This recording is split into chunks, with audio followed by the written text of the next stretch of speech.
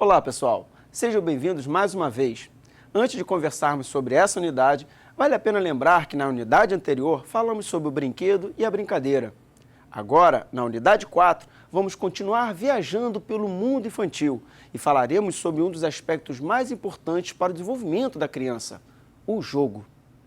Para isso, os objetivos a serem alcançados nessa unidade são conhecer as características e fases dos jogos relacionados ao desenvolvimento, bem como os níveis de conhecimento dos jogos, identificar as vantagens dos jogos e, por fim, conhecer e aprender a classificação dos jogos. Está preparado? Bom, antes de falarmos sobre as suas características, níveis, vantagens e classificações, é importante que saibamos o seu conceito. Com certeza, diversos autores procuraram definir e compreender o jogo. Tenho certeza que você, ao ouvir essa palavra, também cria no seu imaginário um ideário sobre o jogo e sobre as diversas formas de se jogar. Um conceito de Huizinga diz que o jogo é uma ação ou uma atividade voluntária realizada em certos limites fixos de tempo e lugar, seguindo uma regra livremente adotada, mas absolutamente imperiosa, com um fim em si mesmo, acompanhado de uma sensação de tensão e júbilo e de consciência de ser diferente da vida real. Isso significa, pessoal, que o brincar e o jogar são atos indispensáveis à saúde física, emocional e intelectual e sempre estiveram presentes em qualquer povo desde os mais remotos tempos. É importante salientar também que, através do jogo, a criança desenvolve a linguagem, o pensamento, a socialização, a iniciativa e a autoestima.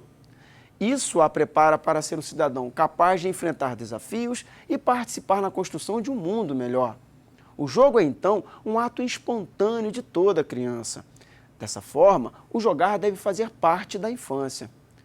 Um dos maiores defensores do jogo como ferramenta do desenvolvimento infantil foi Piaget. E para ele, as fases do desenvolvimento do jogo na criança podem ser classificadas em 6 fases. Como você pode acompanhar no material, a primeira fase é aquela onde os reflexos comandam os movimentos.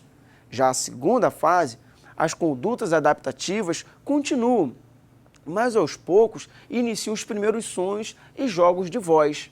A terceira fase é conhecida também como a fase das reações circulares secundárias, fase em que as crianças, ao acaso, descobrem o jogo através da manipulação de objetos e descobertas de barulhos e movimentos que elas fazem. A quarta fase, a evolução do ludismo, se dá pela repetição e associação de esquemas já constituídos de forma prazerosa. Quinta e penúltima fase é aquela onde se manifestam a transição entre as condutas rituais e o símbolo lúdico. Por último, Piaget diz que a sexta fase, o lúdico se desliga do ritual. O mesmo autor classifica também ainda os jogos em jogos de exercícios que começa no início da vida, no período sensório-motor, mas estará presente em toda a vida do indivíduo. Jogo simbólico, que vai dos 2 aos 6 anos de idade, na fase pré-operatória. A presença do início do uso da simbologia e da linguagem falada são um dos pontos marcantes dessa fase. E, por fim, jogo de regra, que tem início a partir dos 7 anos e está vinculado ao período operatório concreto. O simbolismo deixa de ser um recurso usado, porém a criança já possui discernimento das regras sociais. Os jogos possuem também níveis de desenvolvimento que podem ser motor, onde o próprio corpo, à medida em que a criança vai se conhecendo, é utilizado como ferramenta de jogo. Pode ser egocêntrico, é um período onde a criança se fecha e está atenta mais para os seus objetos pessoais. Com isso, algumas regras são difíceis de serem cumpridas, uma vez que elas são percebidas como fixas e o respeito por elas é unilateral. Paradoxalmente, o nível seguinte é o de cooperação. Nesse nível, a criança pensa apenas na vitória, apresenta um bom domínio sobre as regras, mas que não a aceita de algumas formas. O último nível é o da codificação das regras. As crianças já entendem a necessidade das regras para a existência do jogo. Mesmo que modificadas a partir do próprio grupo, elas compreendem as suas necessidades. Vemos então que os jogos possuem diversas formas de classificação e níveis. Mas para que serve o jogo? Como ele poderia agregar algum aprendizado ao indivíduo? Fica mais nítido compreender tais questionamentos quando percebemos que, através do jogo, pode-se desenvolver novas experiências a partir das instruções transmitidas. Temos também, através do jogo, a possibilidade de incluir outras pessoas ou mesmo evitar a exclusão de algumas delas. Muitas vezes, pelas características do jogo, estimulamos também a responsabilidade, uma vez que cada uma pode receber uma tarefa ou compromisso perante o grupo e ao objetivo da atividade.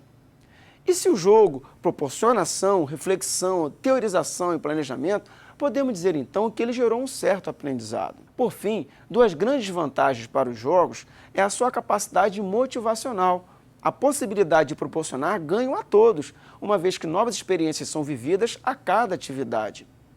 A idade é um fator muito importante para o uso do jogo. Assim, fica evidente que a própria faixa etária classifica o jogo. Vamos ver na tela como podemos classificar o jogo de acordo com a faixa etária? Adulta, para maiores de 18 anos. Infantil, para crianças até 7 anos. Infanto-juvenil, para crianças de 8 a 12 anos. Juvenil, para jovens acima de 12 anos. Mista, para várias faixas etárias, como pais e filhos juntos. E, por fim, jogos para a terceira idade ou idade especial para os idosos. Classificamos o jogo também, pessoal, quanto ao espaço em que o mesmo é realizado. Em ambientes fechados, chamamos o jogo de interno e em espaços ao ar livre, de jogo externo. No seu material, você poderá visualizar diversos exemplos dessa classificação. Quanto ao formato, os jogos podem ser também classificados em pequeno, médio e grande porte. Essa classificação leva em consideração não só o tempo de realização, mas também o nível de exigência para a sua realização. É importante frisar que os jogos recebem inúmeras possibilidades de classificação. Todas elas têm por objetivo principal compreender e auxiliar o educador na aplicação do jogo, mas adequado à sua própria realidade. No seu material, mais uma vez, todas as diversas possibilidades de classificação são apresentadas. Convido a olhá-lo com calma e procurar aquele que melhor se enquadra à realidade dos seus alunos e do seu espaço de trabalho. É importante que você experimente essa maravilhosa ferramenta de ensino-aprendizagem. Com certeza, através da sua imaginação e criatividade, somados às informações aqui transmitidas, novos jogos serão criados. Novas experiências serão vivenciadas e novas possibilidades de aprendizado se apresentarão. A sua participação nesse processo é fundamental. A melhor relação professor-aluno é aquela realizada com respeito, sinceridade e prazer. Jogue com seu aluno e se permita. Explore as diversas nuances do jogo. Tenho certeza que ele terá muito a agregar no seu trabalho. Obrigado pela sua companhia. Nessa unidade, vimos o que é o jogo e quantas formas de classificação e níveis ele pode possuir. Até a unidade 5. Tchau!